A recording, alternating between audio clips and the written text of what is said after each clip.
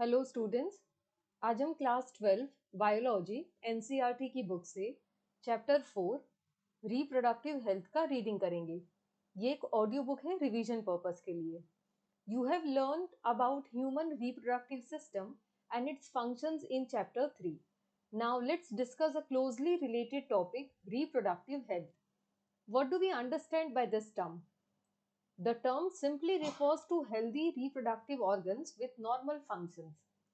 However, it has a broader perspective and includes the emotional and social aspects of reproduction also. According to the World Health Organization, reproductive health means a total well-being in all aspects of reproduction. That is physical, emotional, behavioral and social.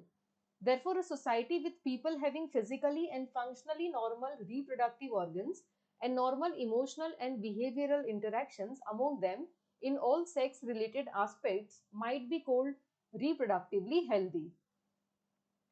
Why is it significant to maintain reproductive health and what are the methods taken up to achieve it? Let us examine them. 4.1 Reproductive Health Problems and Strategies. India was among the first countries in the world to initiate action plans and programs at a national level to attain total reproductive health as a social goal. These programs, called family planning, were initiated in 1951 and were periodically assessed over the past decades. Improved programs covering wider reproduction related areas are currently in operation under the popular name Reproductive and Child Healthcare Programs, creating awareness among people about various reproduction related aspects and providing facilities and support for building up a reproductively healthy society are the major tasks under these programs. With the help of audio, visual and the print media, governmental and non-governmental agencies have taken various steps to create awareness among the people about reproduction related aspects. Parents, other close relatives, teachers and friends also have a major role in the dissemination of the above information. Introduction of sex education in schools should also be encouraged to provide right information to the young so as to discourage children from believing in myths and having misconceptions about sex related aspects. Proper information about reproductive organs, adolescence and related changes, safe and hygienic sexual practice, sexually transmitted diseases also known as STD, AIDS, etc. would help people, especially those in the adolescent age group, to lead a reproductively healthy life. Educating people, especially fertile couples and those in marriageable age group, about available birth control options, care of pregnant mothers, postnatal care of mother and child, importance of breastfeeding, equal opportunities for the male and the female child, etc. would address the importance of bringing up socially conscious healthy families of desired size. Awareness of problems due to uncontrolled population growth, social evils like sex abuse and sex related crimes, etc. need to be created to enable people to think and take up necessary steps to prevent them and thereby build up a socially responsible and healthy society. Successful implementation of various action plans to attain reproductive health requires strong infrastructural facilities, professional expertise, and material support. These are essential to provide medical assistance and care to people in the reproduction related problems like pregnancy, delivery, STDs, abortions, contraception, menstrual problems, infertility, etc. Implementation of better techniques and new strategies from time to time are also required to provide more efficient care and assistance to people. Statutory ban on amniocentesis for sex determination to legally check increasing menace of female feticides, massive child immunization, etc. are some programs that merit mention in this connection. In amniocentesis, some of the amniotic fluid of the developing fetus is taken to analyze the fetal cells and dissolve substances. This procedure is used to test for the presence of certain genetic disorders such as Down syndrome, hemophilia, sickle cell anemia, etc. determine the survivability of the fetus. Research on various reproduction-related areas are encouraged and supported by governmental and non-governmental agencies to find out new methods or to improve upon the existing ones. Do you know that Saheli, a new oral contraceptive for the females, was developed by scientists at Central Drug Research Institute, in short CDRI, in Lucknow, India? Better awareness about sex-related matters, increased number of medically assisted deliveries and better postnatal care leading to decreased maternal and infant mortality rates, increased number of couples with small families, better detection and cure of STDs, and overall increased medical facilities for all sex-related problems, etc. all indicate improved reproductive health of the society. 4.2 Population Stabilization and Birth Control. In the last century, an all-round development in various fields significantly improved the quality of life of the people. However, increased health facilities along with better living conditions had an explosive impact on the growth of population. The world population, which was around 2 billion, that is 2000 million in 1900, rocketed to about 6 billion by 2000 and 7.2 billion in 2011. A similar trend was observed in India too.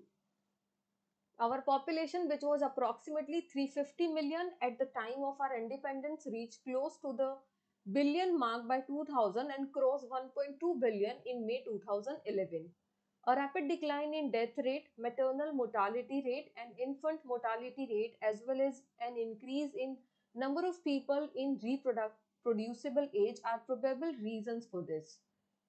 Through our reproductive child health program, though we could bring down the population growth rate, it was only marginal. According to the 2011 census report, the population growth rate was less than 2%, that is 20 by 1000 by year, a rate at which our population could increase rapidly. Such an alarming growth rate could lead to an absolute scarcity to even the basic requirements, that is food, shelter and clothing, in spite of significant progress made in those areas. Therefore, the government was forced to take up serious measures to check this population growth rate. The most important step to overcome this problem is to motivate smaller families by using various contraceptive methods. You might have seen advertisement in the media as well as posters or bills, etc., showing a happy couple with two children with a slogan "Hum do, hamare do," in bracket we too, are too. Many couples, mostly the young, urban, working ones, have even adopted an one-child norm. Statutory raising of marriageable age of the female of 18 years and that of males to 21 years and incentives given to couples with small families are two of the other measures taken to tackle this problem. Let us describe some of the commonly used contraceptive methods which help prevent unwanted pregnancies. An ideal contraceptive should be user-friendly, easily available, effective and reversible with no or least side effects. It also should in no way interfere with the sexual drive, desire and or the sexual act of the user. A wide range of contraceptive methods are presently available which could be broadly grouped into the following categories, namely natural or traditional, barrier, IUDs, oral contraceptives, injectables, implants and surgical methods. Natural methods work on the principle of avoiding chances of ovum and sperms meeting. Periodic assistance is one such method in which the couples avoid or abstain from coitus from day 10 to 17 of the menstrual cycle when ovulation could be expected. As chances of fertilization are very high during this period, it is called the fertile period. Therefore, by abstaining from coitus during this period, conception could be prevented. Withdrawal or coitus interrupts is another method in which the male partner withdraws his penis from the vagina just before ejaculation so as to avoid insemination. Lactational amenorrhea, it is also known as absence of menstruation, method is based on the fact that ovulation and therefore the cycle do not occur during the period of intense lactation following parturition. Therefore, as long as the mother breastfeeds the child fully, chances of conception are almost nil. However, this method has been reported to be effective only up to a maximum period of 6 months following parturition. As no medicines or devices are used in these methods, side effects are almost nil. Chances of failure, though, of this method are also high. In barrier methods, ovum and sperms are prevented from physically meeting with the help of barriers. Such methods are available for both males and females. Condoms are barriers made of thin rubber or latex sheath that are used to cover the penis in the male or vagina and cervix in the female just before coitus so that the ejaculated semen would not enter into the female reproductive tract. This can prevent conception. Nirod is a popular brand of condom for the male. Use of condoms has increased in recent years due to its additional benefit of protecting the user from contrasting STI and AIDS. Both the male and female condoms are disposable, can be self-inserted and thereby gives privacy to the user. Diaphragms, cervical caps and walls are also barriers made of rubber that are inserted into the female reproductive tract to cover the cervix during coitus. They prevent conception by blocking the entry of sperms through the cervix. They are reusable. Spermicidal creams, jellies and foams are usually used along with these barriers to increase their contraceptive efficiency. Another effective and popular method is the use of intrauterine devices, that is IUDs. These devices are inserted by doctors or expert nurses in the uterus through vagina.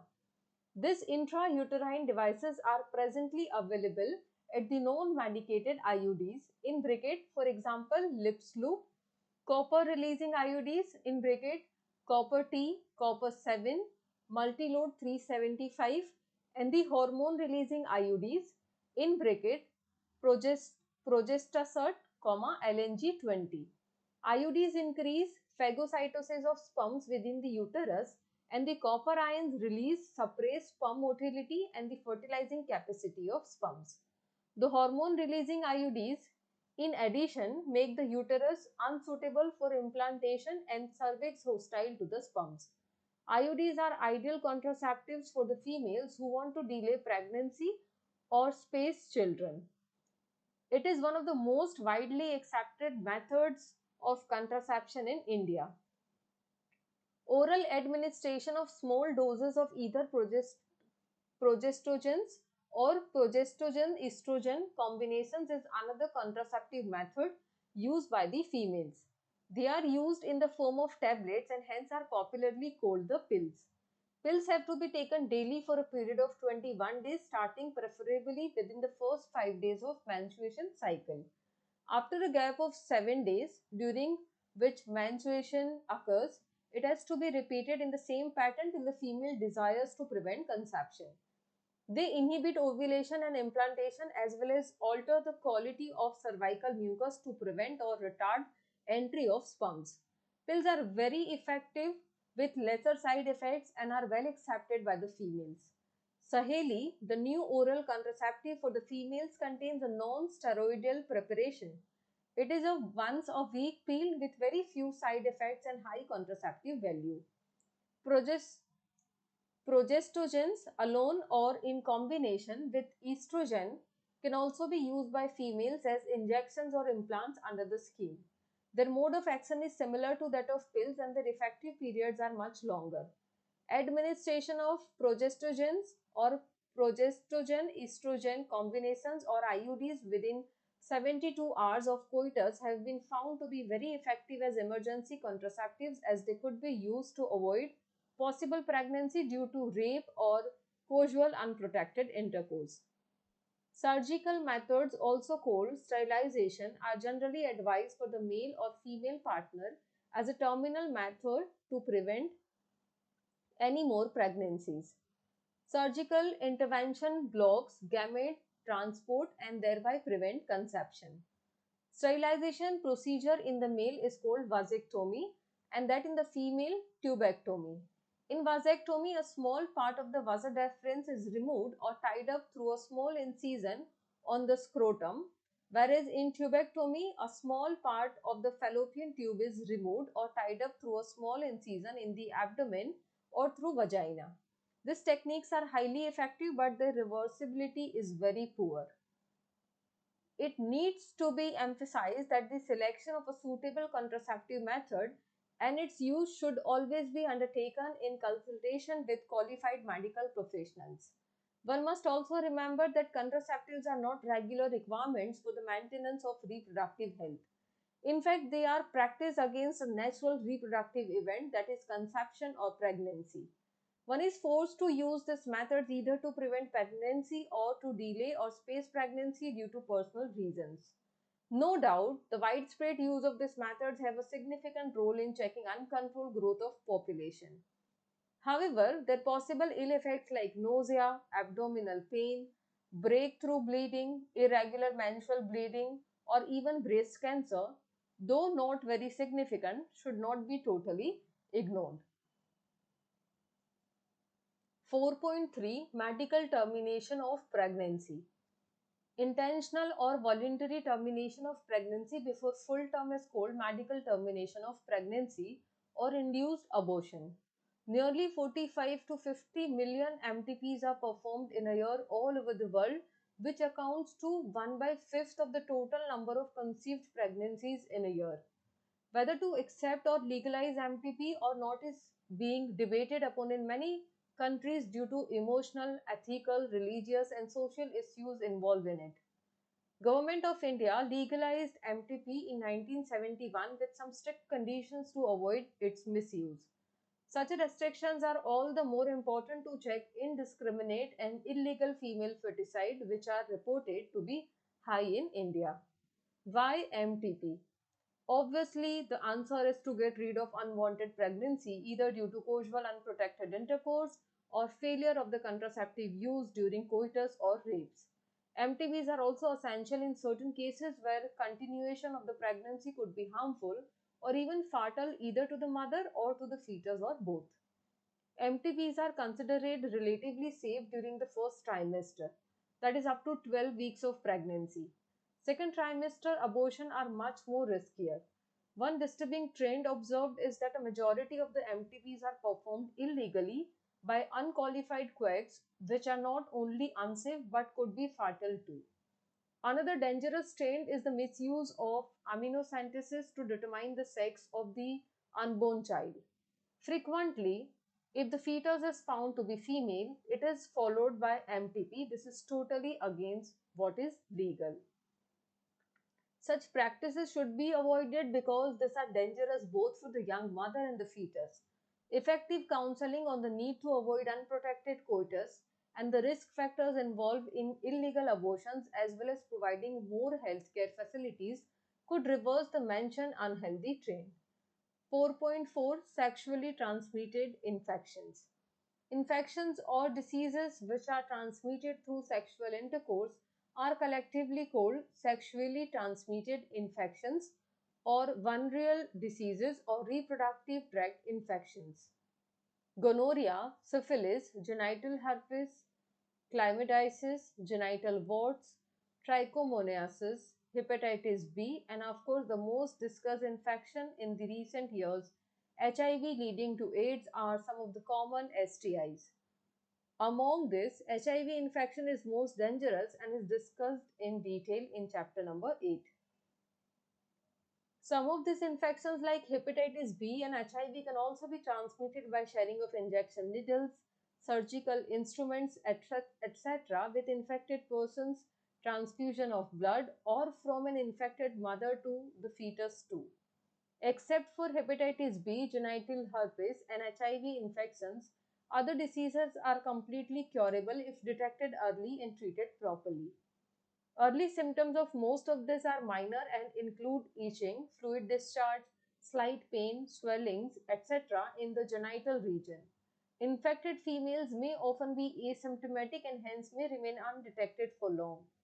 Absence or less significant symptoms in the early stages of infection and the social stigma attached to the STIs deter the infected persons from going for timely detection and proper treatment.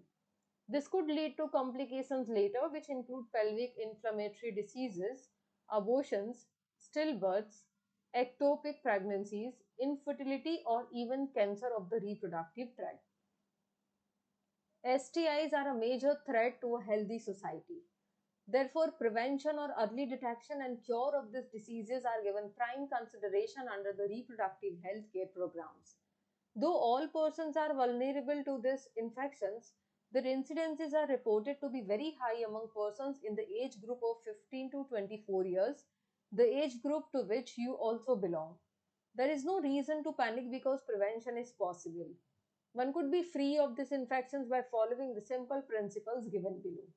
First, avoid sex with unknown partners or multiple partners. Second, always try to use condoms during coitus. Third, in case of doubt, one should go to a qualified doctor for early detection and get complete treatment if diagnosed with infection. 4.5 Infertility.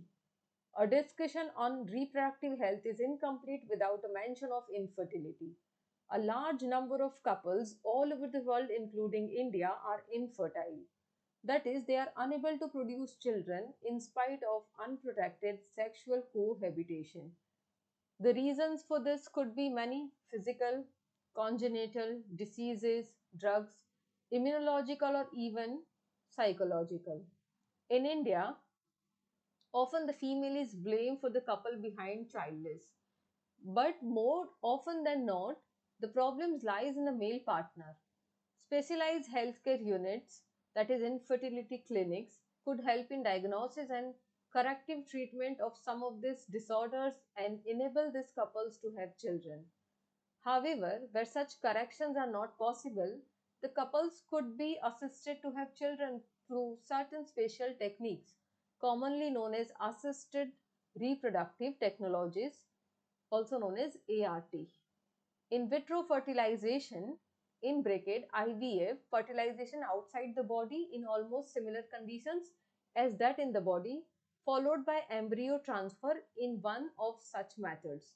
In this method, popularly known as test tube baby program, ova from the wife or donor and sperms from the husband or donor are collected and are induced to form zygote under simulated condition in the laboratory. The zygote or early embryos with up to 8 blastomeres could then be transferred into the fallopian tube, in bracket ZIFT, zygote intrafallopian transfer, and embryos with more than 8 blastomeres into the uterus, in bracket IUT, intrauterine transfer, to complete its further development. Embryos formed by in vivo fertilization also could be used for such a transfer to assess those female who cannot conceive. Transfer of an ovum collected from a donor into the fallopian tube, in bracket gift, gamete intra-fallopian transfer of another female who cannot produce one but can provide suitable environment for fertilization and further development is another method attempted. Intracytoplasmic sperm injection is another specialized procedure to form an embryo in the laboratory in which a sperm is directly injected into the ovum. Infertility cases, either due to inability of the male partner to inseminate the female or due to very low sperm counts in the ejaculates, could be corrected by artificial insemination technique. In this technique, the semen collected either from the husband or a healthy donor is artificially introduced either into the vagina or into the uterus of the female. Though options are many, all these techniques require extremely high precision handling by specialized professionals and expensive instrumentation. Therefore, these facilities are presently available only in very few centers in the country. Obviously, their benefit is affordable to only a limited number of people. Emotional, religious, and social factors are also deterrents in the adoption of these methods. Since the ultimate aim of all these procedures is to have children, in India we have so many orphan and destitute children who would probably not survive till maturity unless taken care of. Our laws permit legal adoption and it is as yet one of the best methods for couples looking for parenthood. Summary: reproductive health refers to a total well-being in all aspects of reproduction, that is physical, emotional, behavioral and social. Our nation was the first nation in the world to initiate various action plans at national level towards attaining a reproductively healthy society. counseling and creating awareness among people about reproductive organs, adolescence and associated changes, safe and hygienic sexual practice, sexually transmitted infections including AIDS, etc., is the primary step towards reproductive health. Providing medical facilities and care to the problems like menstrual irregularities, pregnancy-related aspects, delivery, medical termination of pregnancy, STI, birth control, infertility, postnatal, child and maternal management is another important aspect of the reproductive and child healthcare programs. An overall improvement in reproductive health has taken place in our country as indicated by reduced maternal and infant mortality rates, early detection and cure of STIs, assistance to infertile couples, etc. Improved health facilities and better living conditions promoted an explosive growth of population. Such a growth necessitates intense propagation of contraceptive methods. Various contraceptive options are available now, such as natural, traditional, barrier, IUDs, pills, injectables, implants, and surgical methods. Though contraceptives are not regular requirements for reproductive health, one is forced to use them to avoid pregnancy or to delay or space pregnancy. Medical termination of pregnancy is legalized in our country. MTP is generally performed to get rid of unwanted pregnancy due to rapes, casual relationship, etc., as also in cases when the continuation of pregnancy could be harmful or even fatal to either the mother or the fetus or both. Infections or diseases transmitted through sexual intercourse are called sexually transmitted diseases. Pelvic inflammatory diseases, stillbirth, infertility are some of the complications of them. Early detection facilitates better cure of these diseases.